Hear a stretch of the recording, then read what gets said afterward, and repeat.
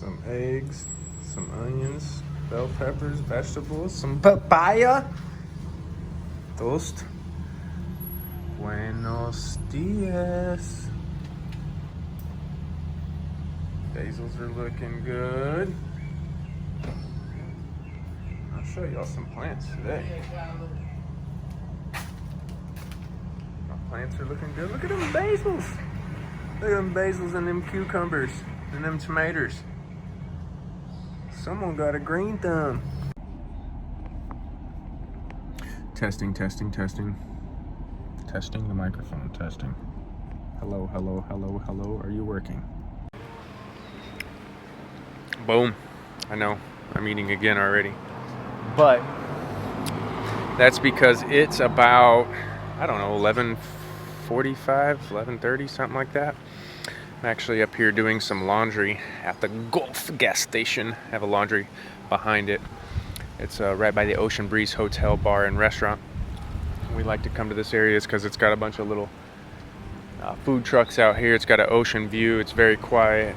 Got drinks, food, plugs, all kinds of stuff you could need if you need to relax and work outside. Me and the wife both work remote, so we can move and groove and do different things.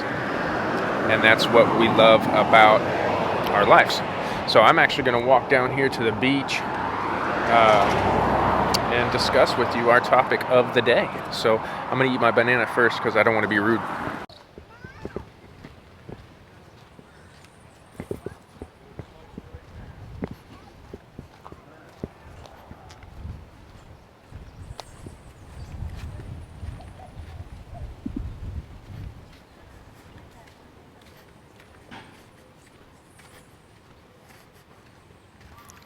Alright, so it is Monday here in Boriken. Okay, Boriken. And it is nice and toasty today. We got a sun that is beaming on us. I would say it's about 85 degrees already. It's noon. Feel sorry for everybody who's back in the States and probably has to wear a jacket right now. That ain't for me, okay? It's not for me. I'm an indigenous islander. Where's my Taino people? My indigenous Tainos that live on the island of Boriken. Okay, so I'm just coming up here to the ocean side to give you all a little teaser of what the north side of the Atlantic looks like today. Oh, I'm just so blessed. I'm just so blessed and thankful. I don't deserve this. I don't deserve this. You are beautiful. Hello, pretty girl. How are you, Mother Nature? Okay, so today I'm just doing laundry, working, keeping it low-key, chilling with the wife, and I'm spitting y'all a vlog. And today's vlog, I actually just talked on a... Oh, we got a chopper coming through. Get in the chopper!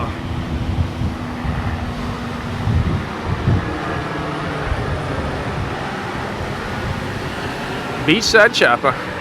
Okay, actually, I just thought I did a video for like 5 minutes talking to you guys, and then I just realized I only took a picture, so I had to go back and do this total different video. But anyways, topic of the day is tips on moving to the island of love, to the island of freedom, to the island of Boriken, okay? No más Puerto Rico, okay? Let's see, where's all of my indigenous island people? I love you. Okay, so I got a nice background here. I got the beach, I got water, and I got the breeze just kind of staying out of my business so I can talk to you. I'm gonna give you guys some tips on moving here to the island, okay? There's a lot of people who watch this channel specifically on maybe traveling here, staying here a short period of time, or even living here and moving here.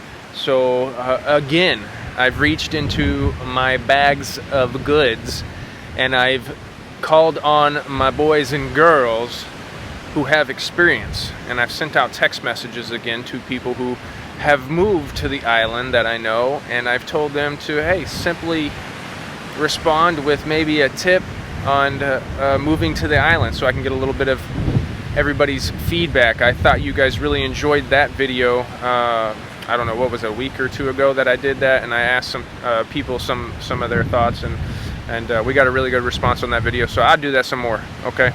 And so my first tip on moving to the island here, okay, and this goes especially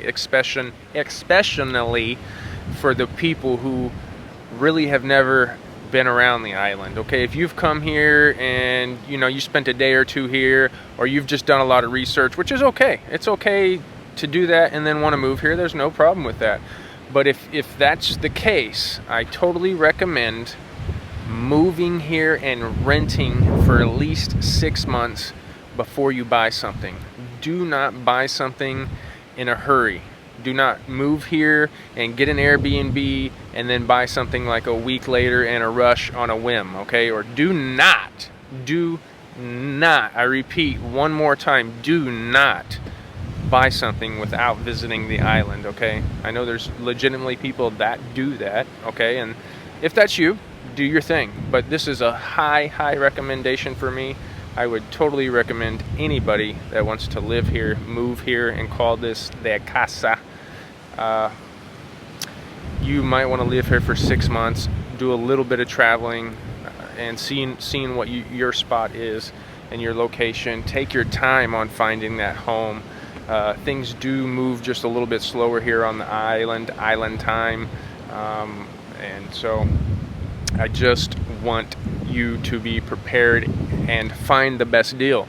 And if you're looking online, like Point to Homes or Classificados or Zillow, those are premium prices, okay? And I'm not saying the prices are bad. I'm not saying, oh, those are overpriced, and no, and that's not what I'm saying. I'm saying those are premium prices, okay? If you come to the island and you visit and you look around and you network and do a little bit of digging in, you can save a pretty penny and you can find a really good deal, and you might actually benefit from getting more choices, you know, availability. So I just totally recommend at least spending 6 months on the island before you buy something. That way you can find what is right for you. Now, I'm going to give you guys another nice little beach view and then a little mountain view, because I'm actually stuck behind, well, not stuck, but I'm behind this little cliff over here near Middles Beach, and I'm going to give you all a beach and a mountain view, and then we're going to dive into my text messages and see what the other lions have said.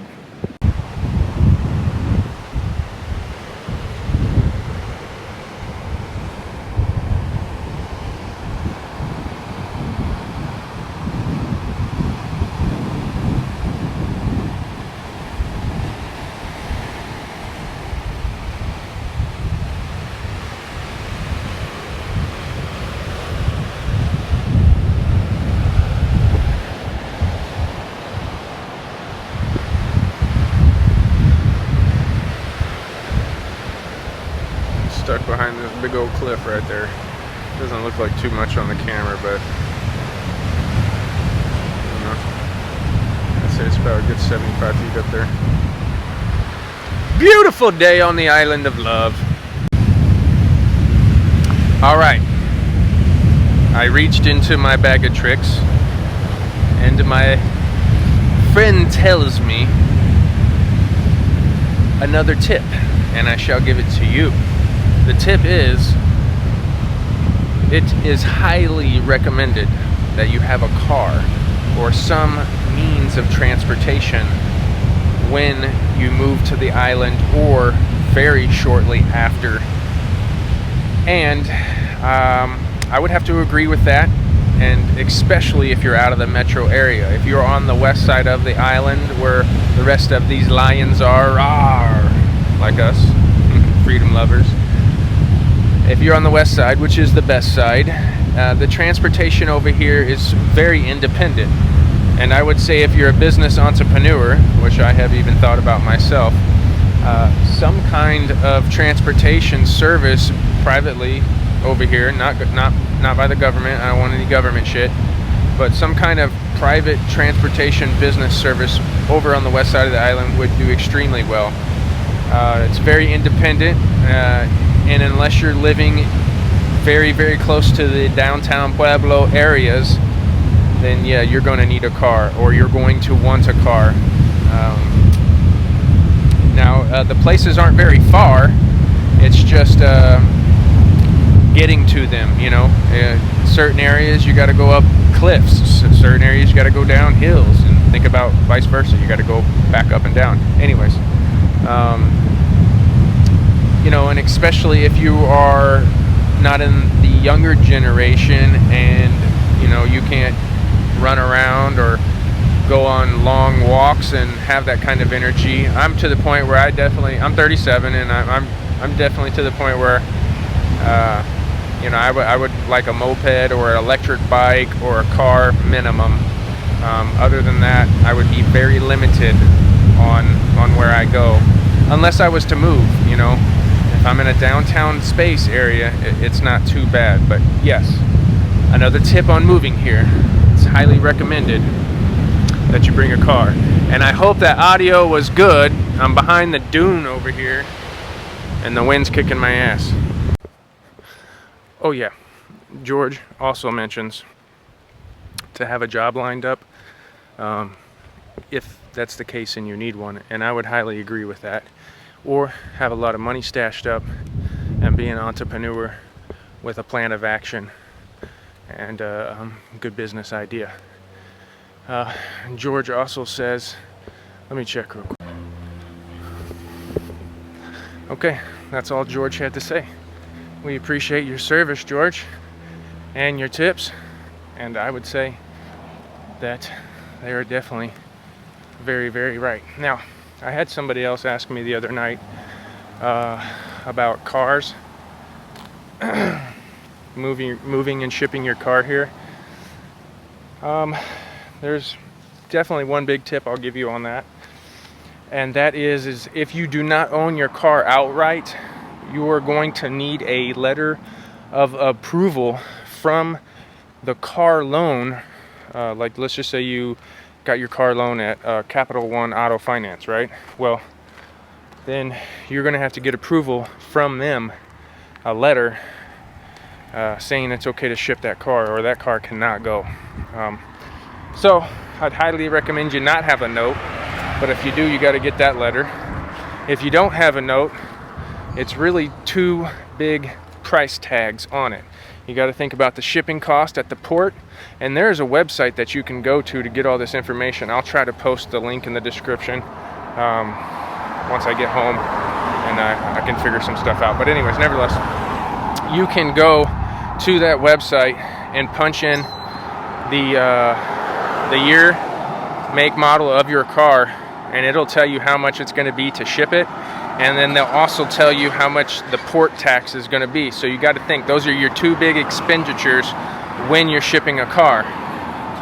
The shipping cost and the port tax, okay? Because, yeah, they're going to tax your ass. That's what the government does once you get in with your car.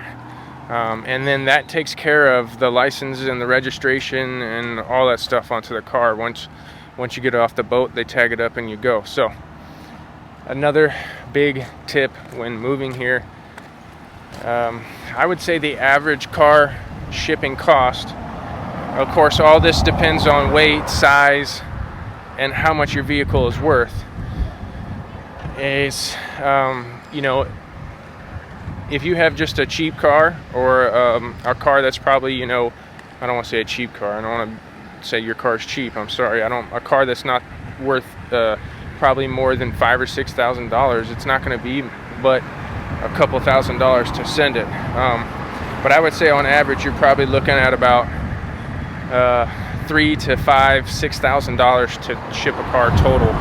That's including the shipping and the port tax.